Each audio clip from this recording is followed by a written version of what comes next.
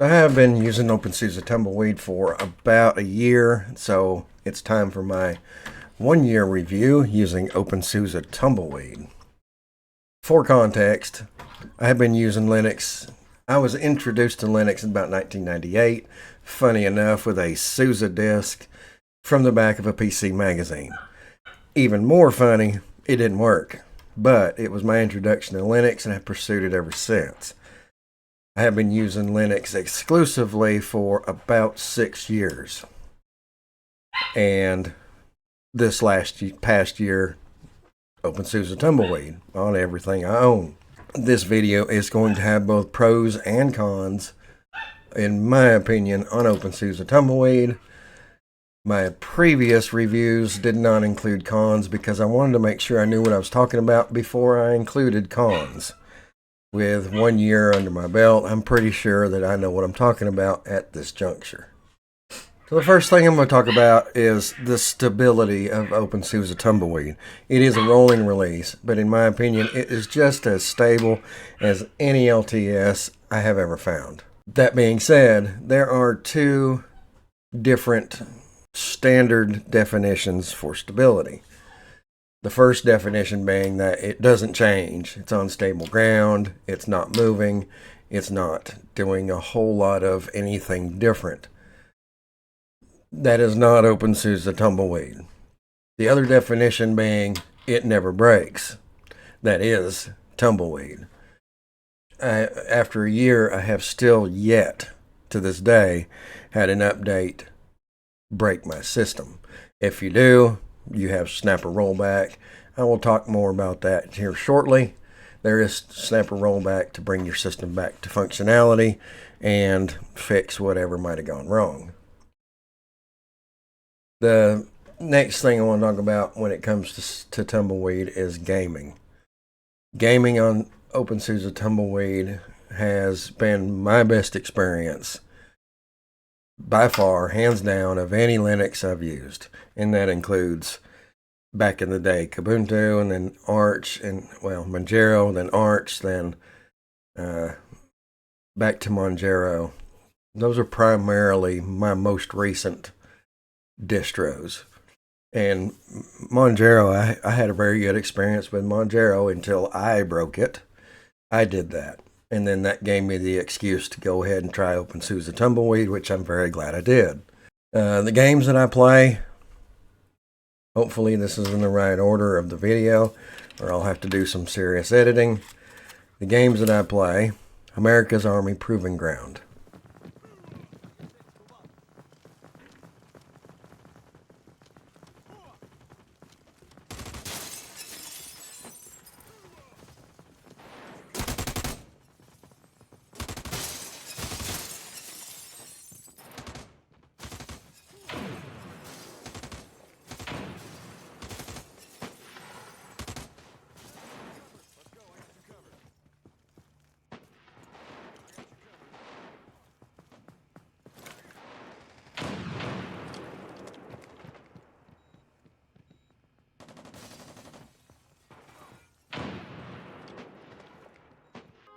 Axis and Allies, 1942 Online.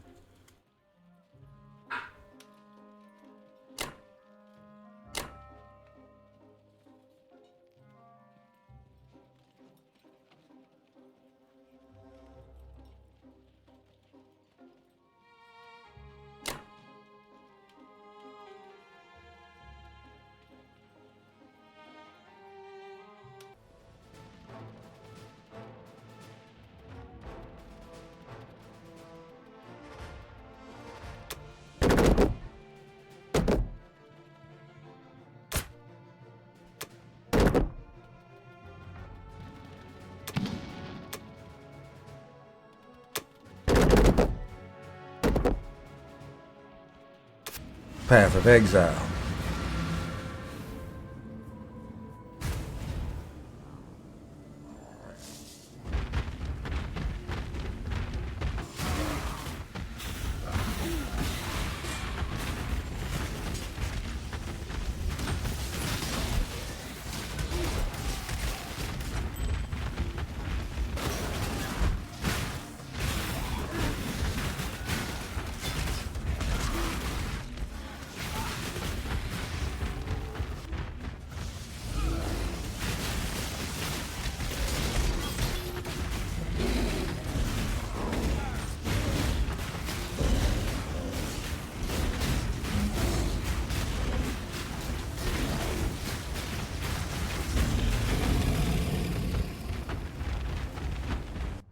Elder Scrolls Skyrim.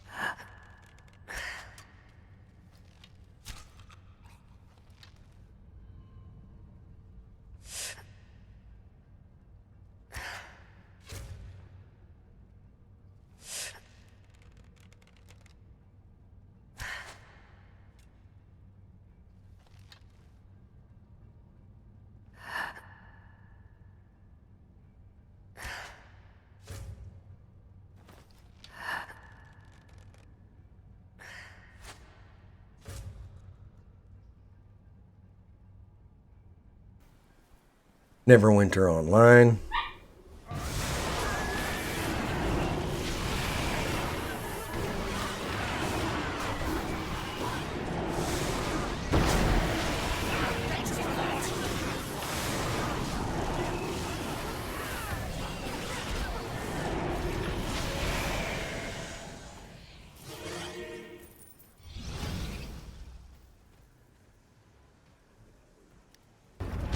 Baldur's Gate 3.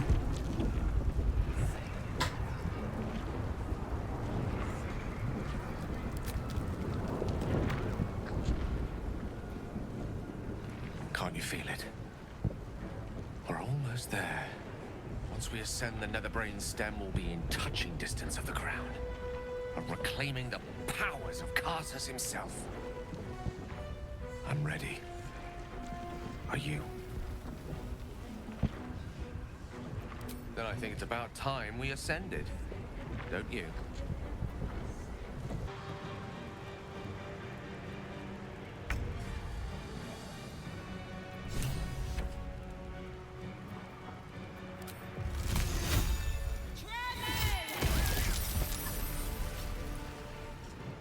The dice roll in my favor.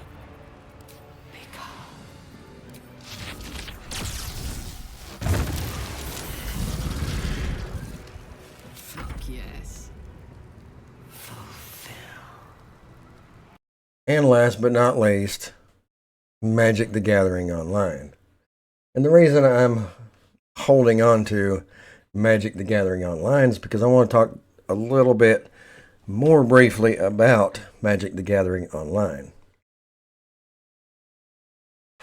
So in talking about Magic the Gathering, I want to introduce you to this. This is a Lenovo Flex 5 2-in-1 laptop. The kind that you can flip around and it becomes tablet mode. When I got this, everybody said you have to run GNOME in order to have a tablet mode device. So I ran GNOME for about 45 minutes. I'm not a GNOME fan. This is KDE Plasma. It works flawlessly. All I had to do was install Malite keyboard. Malite keyboard for a virtual keyboard. And I got that from Opie. Opie install Malite keyboard. This thing works flawlessly. This is how I play Magic the Gathering Arena. I play it in bed.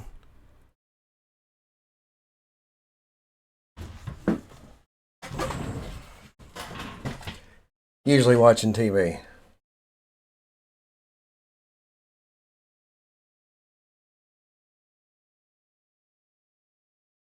On my KDE Plasma touchscreen tablet mode notebook.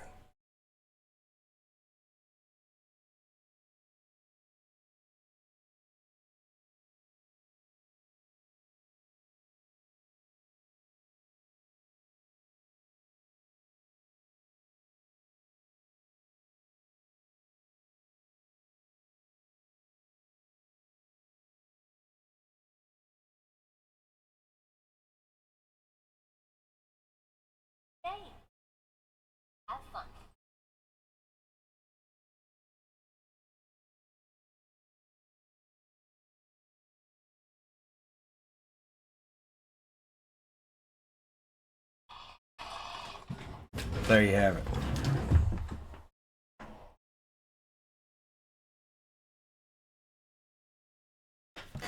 So next thing I'm going to call a pro on Tumbleweed is the fact that it is not immutable. In my use case scenario, immutables don't work for what I need them to do. I have been using Linux since 1998. Yes, I can probably make it work. I don't want to. I just want something to be able to install, and it works. That's it. So in my opinion, the fact that it's not immutable is a pro. Another pro that I'm going to speak on about OpenSUSE is the snapper rollback functionality. Again, I've never had a problem with an update breaking my system. There was one incident where I formatted a USB drive and my computer became unresponsive and would no longer boot. I was thinking right along the lines of probably you immediately. I've accidentally formatted my hard drive. So, time for me to try that snapper rollback. I'm going to show you the power and functionality of snapper rollback. All you do is reboot your system. When you get to the grub menu, you scroll down until you get to Start Bootloader from Read-Only Snapshot. You pick one that you are confident still works, and it does a bunch of backups by default. Every time you run Zipper, it does a snapper snapshot. So pick one of them that you are confident works. I'm going to go back a couple of versions ago. I haven't had any problem with it working, but as soon as you select it, just boot to it. That read-only snapshot that you just selected. Your system will appear to boot as normal. This is a previous snapshot and not your current. If it's working and everything's all good, all you do is go into terminal command prompt and type in sudo snapper rollback. You put in your password, hit enter. You see 2 lines show up. Done. It's done. It's that quick. It's done. I'm the first time I did this, I was sitting here looking at the screen, staring at it, going, "Are you done? Is it really done?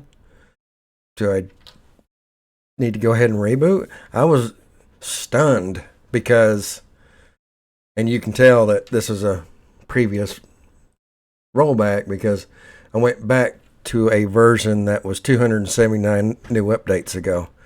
But I was shocked because I had used, in Monjaro, I had used the time shift rollback that they have built in. I had that they have a default. I used that, and it was at least 10 or 15 minutes before that was ready to reboot. So for this to be ready to reboot in literally seconds absolutely blew my mind. And it's ready to reboot.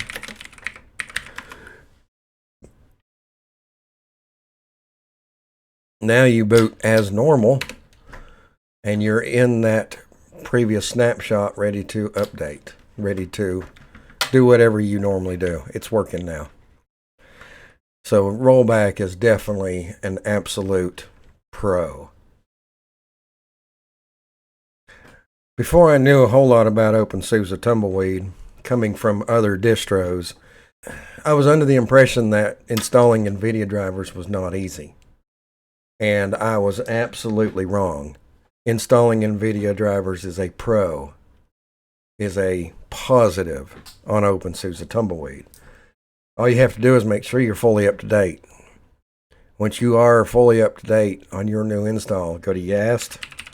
I'm not going to be able to actually show you progress because I don't have a NVIDIA card on this, but I do have an NVIDIA card on that potato back there, which I have done this. So go into software repositories, hit add community next. When it pops up, you're going to see a NVIDIA graphics driver option. Click that. hit OK. It's going to ask you, do you want to trust it? Say yes. Once it has refreshed, now you're going to go to online update, and your online update will have everything you need, drivers, Mesa, Vulkan, everything to do with that NVIDIA card already selected. And all you have to do is hit accept. When it's done, reboot your computer. You have NVIDIA drivers running. It's that easy. It's as easy as any of the others. It's just a little bit, it's slightly more hidden. There's a couple more steps, but it's absolutely easy. Easy peasy. So definitely a pro, not a con. So I'm down to my last big pro, and you cannot do a OpenSUSE review without talking about YAST, or the YAST police might come knocking. So OpenSUSE has YAST. There, I did it. I'm done.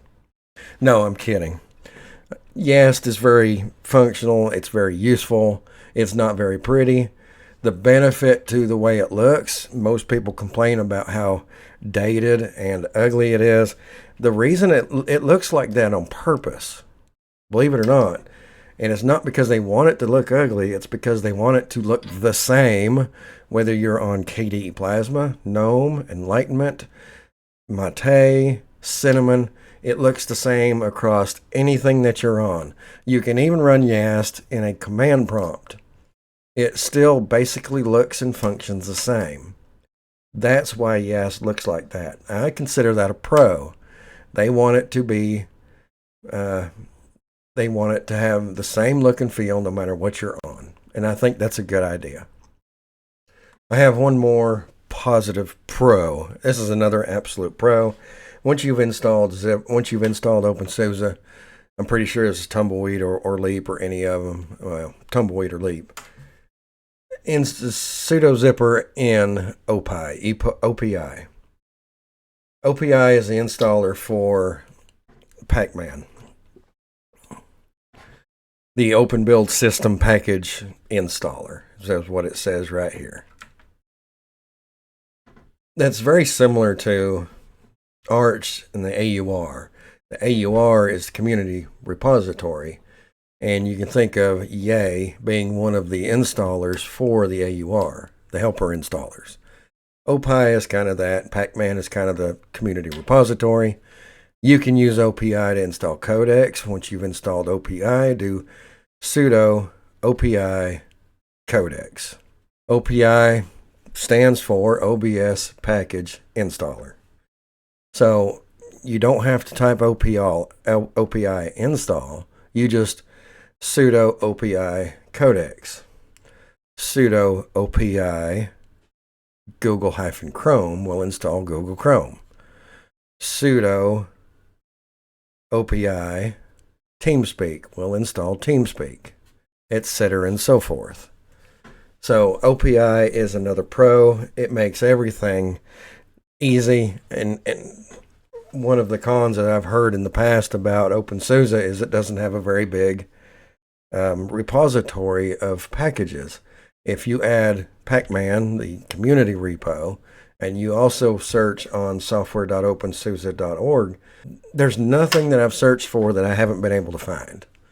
So I don't think that's true anymore. If it was, I don't think it's true anymore. Now we're going to get on to the cons. I have a few. I have a few cons that just bug the ever-loving barnacles out of me. But I think they're all a one-off. I think every con I have is a one-off. It's the firewall. I disable the firewall. I never have that problem again. It's the printer configuration. Once I've got my printer set up, I never have that problem again. So most of these are a one-off, but for a new user coming to OpenSUSE, not understanding these couple of minor issues, they're going to say, this doesn't work for me. I'm moving on to something else. So number one complaint I have about OpenSUSE is they default to a firewall that is very aggressive.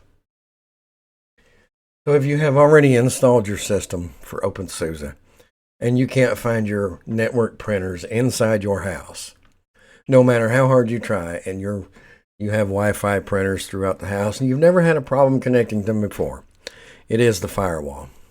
Go into YAST. This firewall setting right here, I turned mine off because I am behind a router. So startup, I set it to after reboot, do not start. And after writing a configuration, anytime you're in here doing anything, you want to, if you're changing it, you want to start. If you're turning it off, you want to not start. Keep current state, do not start. It do not start, reboot your system, it will be off. You can now find your printers. If you're going to, if you really need the firewall that's built in, the software firewall, you're not behind a router, you have to set home. I think it's home and add, except, I don't know. I just turn them off. I honestly don't know exactly how to set it. I'm sure there's plenty of places where you can find it online what you need to set. If you're concerned about turning that software firewall off and you're behind a router, I do want to show you an example.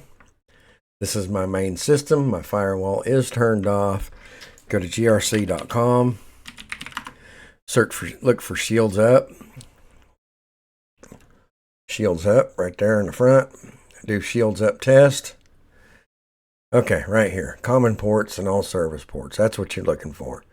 Common ports. We can hit that button right there. It's going to scan the common ports. If you have a green color on your ports, you're good. Right here, True Stealth Analysis passed. My computer is completely hidden. I am not running OpenSUSE firewall. I am behind a router, which is a hardware firewall. Everything says there is no evidence that a port or even a computer exists at this IP address. That's what you're looking for. All service ports, you should get the same exact thing. Everything's closed. This one takes a while. And it's examining every port that is on this system. Every port's going to come up green. Green is stealth. I don't need a firewall. I don't need a software firewall running if I have a hardware firewall that I'm already behind. So that's it. If you're behind a hardware firewall, just disable it. When you're doing your install and you get to that very last screen that says this is what we're going to do to your computer during this install, scroll down that says firewall enabled, and there's a button next to it, a text button that says disable. Click that button. It will be disabled during the install, and you won't have any problem finding your printers. That is right now, that is the biggest pet peeve that I have with OpenSUSE Tumbleweed. It's absolutely minor. I turn it off when I do an install, and it never bothers me. It bothers me because new people coming to this operating system from Windows, this fabulous, fabulous operating system from Windows, they're not going to be able to find their printers. They're going to say Linux sucks because Linux won't find my printers, and it's going to be OpenSUSE Tumbleweed's fault. And that bothers me. That bothers me a lot. Can you tell? And I'm not even irritated that it's enabled. It doesn't bother me at all. I have no problem with it being enabled by default. I mean, if it's going to be enabled by default, enable it and make it default. Be able to find people's printers. That's all I'm asking. That's it. Okay. Con number 2. Another thing that I absolutely hate when it comes to OpenSUSE. Again, it's a one-off thing. You set it and forget it. I'm a KDE Plasma fanboy from way back in like 1999. No. Yeah. 1999-ish. Except for a small stint when there was KDE 4 just came out. It was awful. I went to GNOME 2. Used it for a while. GNOME 3 shell junk came out. That forced me back on KDE 4, which was a little better by then, and I put up with it till KDE 5, and KDE 5's been a rock star ever since. I'm hoping for KDE 6 to continue that trend and be even better. Having said that, I've been using KDE printer configuration ever since they've had a printer configuration in KDE. Hit the printer configuration. There's your printer configuration. In most systems, you can click Add Printer. Can't do that in OpenSUSE. Why? Because YAST. Because there is a YAST printer configuration tool. This is one box where I can check that YAST sucks. Terrible. Awful. It's a problem. This is pretty. This is easy to use. This is neat. This is comprehensive. I can't use this. It does give me a nice display of whatever I happen to have set up. But if I want to change one of them to default printer, it says, oh, you can't do that. Because YAST. Huh? Okay. This is the KDE printer configuration tool. Pretty. Useful. Easy to understand. Let me show you the opposite of that. This is the YAST printer configuration tool. This is what I have currently configured for my printers. If I'm going to add another printer, I select Add. Now we wait for 25 minutes for it to not find anything. Yeah, it's not 25 minutes, but it certainly feels like it when you're ready to add a printer. So we wait, and we wait a little longer, and it's a good time to drink a little sip of coffee if you happen to have it, or anything stronger. So I went through and I hit Add. Didn't find anything, did it? No, never does. Ever. Ever. Until you come up here to the top right, and then you select Detect More. My firewall is turned off. I have printers set up.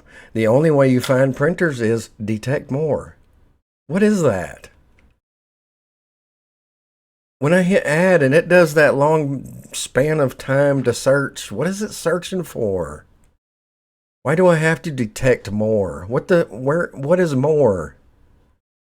So now it's found more.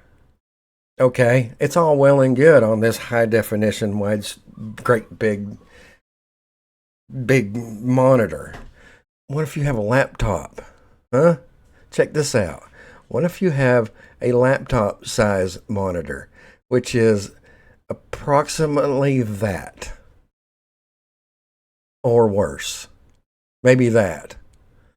And yes, I have had laptops show up, showing me this right here. This is a problem that I don't think will ever be fixed. It sucks. So, my two biggest pet peeves with OpenSUSE, and both of them suck, is the firewall settings by default and this printer configuration thing. Now, both of those things are a one-off. You get it set up. Unless you're going to buy another printer at some point in time, you only have to set it once. You only have to turn your you only have to change your firewall settings from default once, either turn it off or do the home thing that everybody suggests. You only have to do that once. I get that. But what about the brand new person to Linux? What about them? OpenSUSE Tumbleweed, in my opinion, is one of the absolute rock stars in the Linux business. And the stability, the reliance of this rolling release is unmatched. Absolutely unmatched. But there's these little buggy things that will probably never be fixed. And if you're running, if you're going to run OpenSUSE Tumbleweed, this is your first introduction to OpenSUSE Tumbleweed, I can't recommend it any higher. I've run Arch, Monjaro, Ubuntu, Kubuntu. You just about name it. I've run it. Debian, PC Linux OS. Back in the day, Mandrake. Mandrake was cool. And then in Mandriva. And then, oh my goodness. You can just about name it, and I've run it at some point. OpenSUSE Tumbleweed. Even with these things that irritate the bejesus out of me, I still cannot recommend anything more than OpenSUSE Tumbleweed. Once you have these couple things set, you're done. It purrs along like a nice little kitty in your lap. It's perfect. Other than that, and I can't say any more high praises about it. It's lovely. Let's see. Do I have any more cons? Yes. My other con with OpenSUSE Tumbleweed, I have an almost endless supply of computers back here, some dating from 15 years ago, 10 years ago, 8 years ago. This thing that I'm on right now, built brand new a year ago. Nice. I did good. I built it myself. I did good. I don't usually do that. I haven't built a computer in, 15 years prior to this one. That thing back there, how good you can see that. That compact case that doesn't have any compact parts in it anymore. That's actually got an NVIDIA card in it from my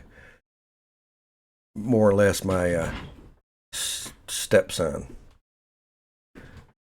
He got him a new AMD graphics card, not running Linux. He just wanted the AMD graphics card for ray tracing or something. I don't remember. But he boxed that NVIDIA up, and I said I'd like to borrow that just for testing purposes, so it's in that box right there. It's also running OpenSUSE Tumbleweed. Everything.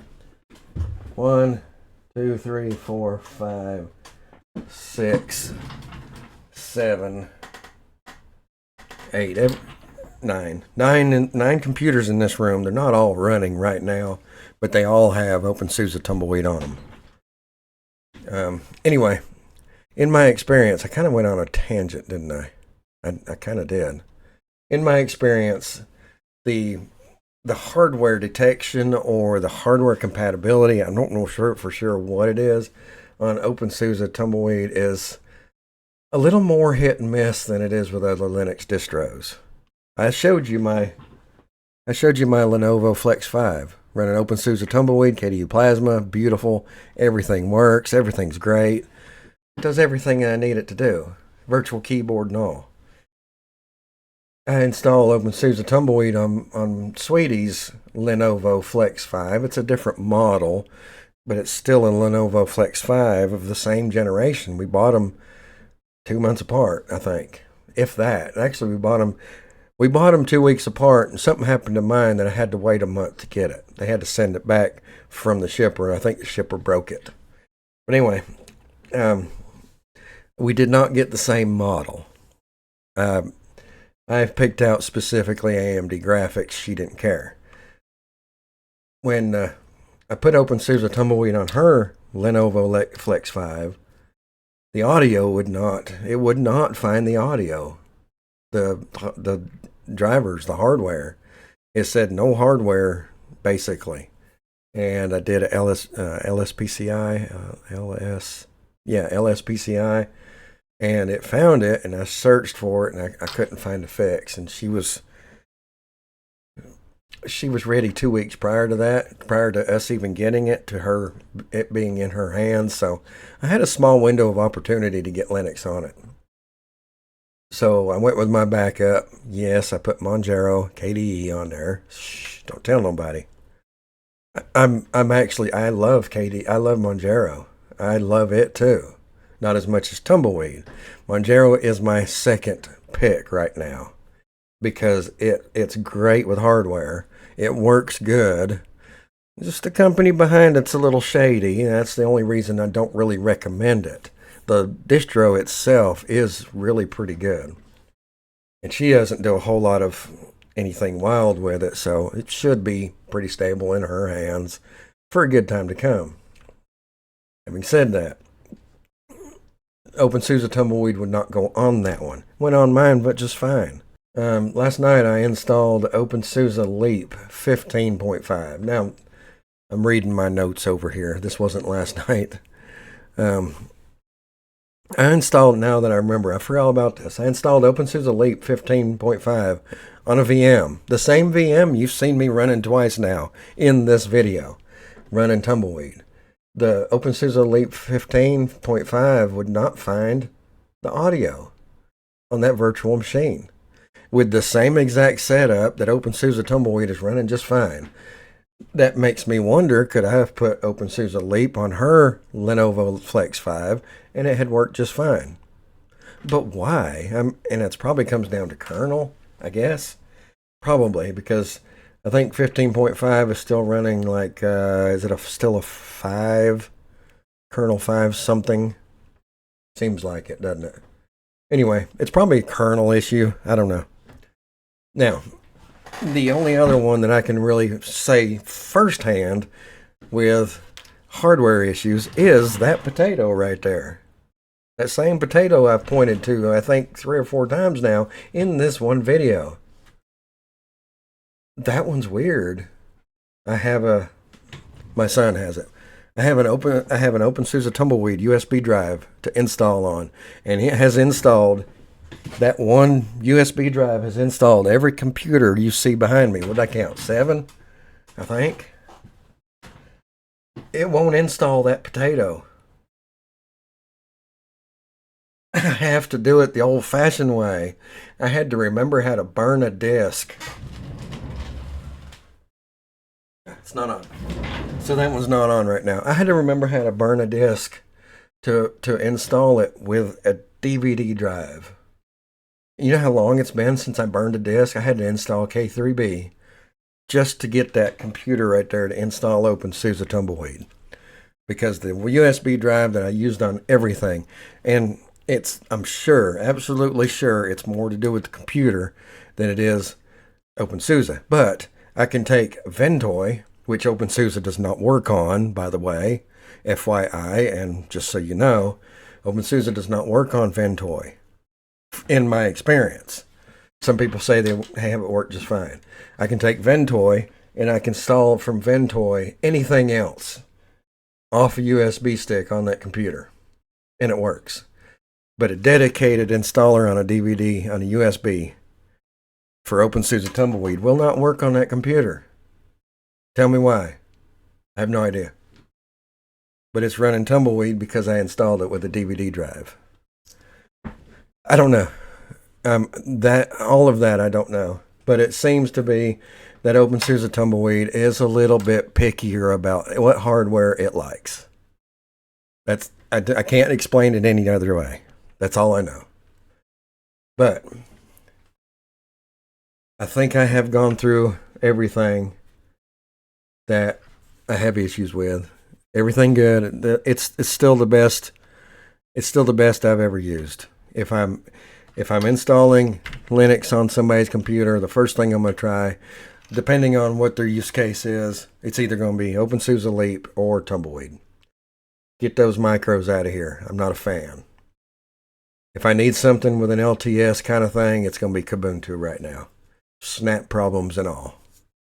It is what it is. I eventually want to, when OpenSUSE Leap 16 comes out, and if I like it and it's not a immutable, it will go on my mom's computer. Until then, it's running Kubuntu LTS, and until I approve of the OpenSUSE Leap 16, it will continue to run Kubuntu LTS from now until it's no longer running. But other than that, OpenSUSE Tumbleweed goes on everything I have, and I'm happy to put it on everything I have. It's the first thing I try, and if it will not install for some reason, I move on to my plan B. Your plan B is probably going to be something else. That's fine and dandy. But I think your plan A should be the same as my plan A, OpenSUSE Tumbleweed. Can't say enough good things about it. A couple of minor problems with it that I have that are one-offs, one-time configurations. But other than that, I can't say high enough praises for OpenSUSE Tumbleweed. It's a rock star. Absolutely solid. Plays games better than anything I've ever been on. So, give OpenSUSE Tumbleweed a try. Let me know what you think. Let me know what you think about this video in the comments below. I'm still trying to figure out the audio. Tell me that the audio is good. If the audio is good, tell me that it's not if it's not. It's all good. So that is this video. And as always, until next time, thank you so much for watching.